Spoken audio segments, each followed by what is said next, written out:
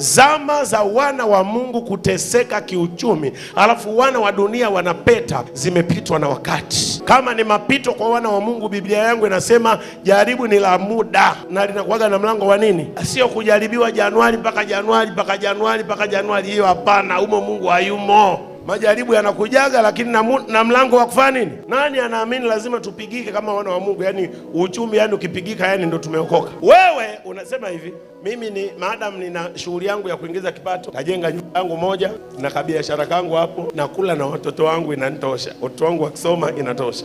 Kama ulikuja duniani kujenga nyumba, huna maana kuja duniani.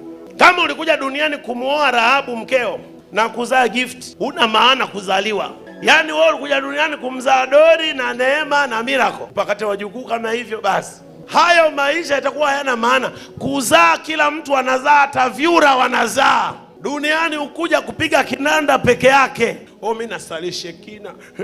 Alafu baada ya kusali hapa Shekina, kuna mwisho uliokusudiwa. Kuna kitu kikubwa zaidi lazima tukione na lazima tukifuatilie. Ukitaja maisha ya Magufuli, watu watakuambia alikuja ili Watanzania wajue hili nchi ni tajiri kiasi gani, na alikuja ili atufundishe kumbe tunaweza tukafanya mambo kwa muda mfupi, ni kuamua tu. Kumbe tunakosa tu maamuzi, si ndio? Macho yakafunguka, kumbe inawezekana.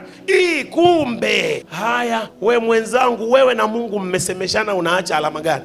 Mimi nataka niolewe. Nikishaolewa au ukishaolewa, halafu baada ya kuolewa kifuatacho, Mungu ana maelekezo kwa ajili ya hatima yako. Bahati mbaya sana, haya maelekezo hutayapata madhabahuni peke yake. Lazima utengeneze mahusiano na Mungu wewe binafsi, ili uwe unamsikia.